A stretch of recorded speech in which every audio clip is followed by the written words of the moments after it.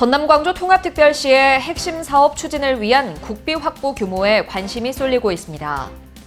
전남 광주 통합특별시가 출범 이후 첫 조직 개편안을 입법 예고했습니다. SK 하이닉스 경영진이 광주 군공항 부지를 직접 점검했습니다. 전남 지역 주민의 삶 만족도가 상승한 것으로 나타났습니다. 폭염이 다시 기승을 부리면서 전남 광주 지역에서 발생한 온열 질환자가 300명을 넘어섰습니다. 시청자 여러분 안녕하십니까? DBS 전남 광주권 뉴스입니다. 전남 광주 통합특별시의 핵심 사업 추진을 위한 국비 확보 규모에 관심이 쏠리고 있습니다.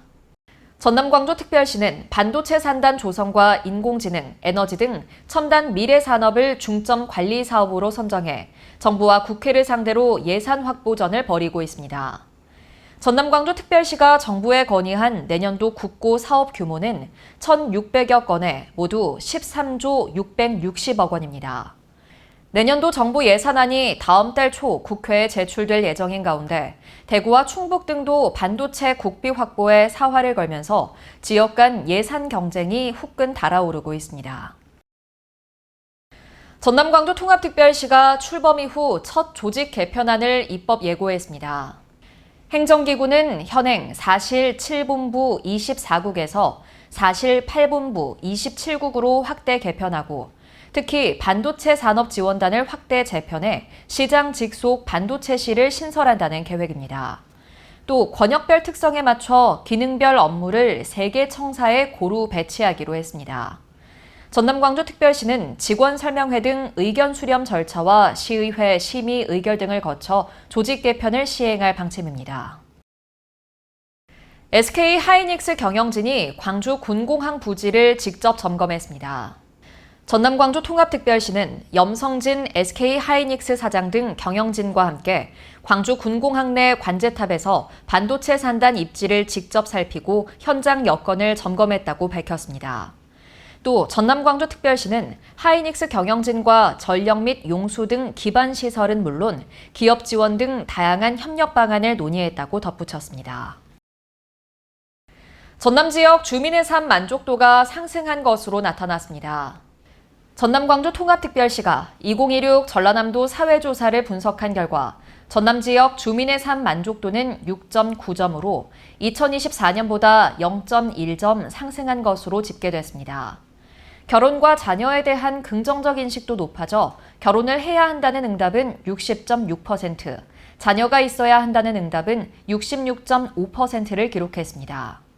반면 불만족 요인으로 의료 서비스 분야의 경우 진료 입원 대기 시간이 22.9%로 가장 높았고 전문 의료 인력 부족이 13.9%로 뒤를 이어 대기 시간 단축과 전문 의료 인력 확충 등이 과제로 나타났습니다.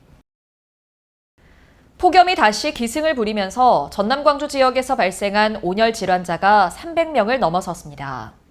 한때 모두 해제됐던 폭염특보는 전남 광주 전 지역에 재발효돼 누적 46일을 기록 중입니다. 또 폭염으로 폐사한 가축은 40만 마리를 넘어서며 26억 600만 원의 재산 피해가 발생했고 수산 분야에서도 21억 3,800만 원의 피해가 집계됐습니다. 전남 광주 통합특별시는 지난 21일 폭염특보가 다시 발효되면서 비상 1단계 체제로 돌입했습니다. 전남 광주 반도체 산단의 성공적인 조성을 위한 범시민 추진위원회가 출범했습니다. 광주 상공회의소와 한국노총, 민주노총 등 각계 대표 200여 명이 참여한 호남권 반도체 클러스터 범시민 추진위가 출범식을 갖고 시민 공감대 확산을 위해 힘을 모으기로 했습니다. 추진위는 또 인재 양성과 노사 상생, 투자 확대와 일자리 창출, 지역 협력 등의 과제를 실천하기로 다짐했습니다. 삼성전자가 빠르게 성장하는 냉난방 공조 시장에 대응하기 위해 광주 사업장을 글로벌 생산 거점으로 육성합니다. 삼성전자와 플렉트그룹 코리아, 전남광주 통합특별시는 광주청사에서 투자 협약을 체결했습니다. 이번 협약에 따라 삼성전자는 2,400억 원을 투자해 광주 사업장 제3캠퍼스에 축구장 3개 크기에 해당하는 연면적 2만 1,800제곱미터 규모의 공조 제품 생산 라인을 건립할 계획입니다. 여수시가 세계선 박람회 기간 여수를 방문한 타 지역민들의 배싹을 지원합니다. 여수시는 선박람회 방문객 유치와 여수선 관광 활성화를 위해 타 지역민들의 여객선과 도선 이용료의 절반을 지원한다고 밝혔습니다. 다만 한국해운조합 시스템을 사용하지 않는 일부 정기 도선 및 녹동에서 검은 항로 일부 선박은 지원 대상에서 제외됩니다.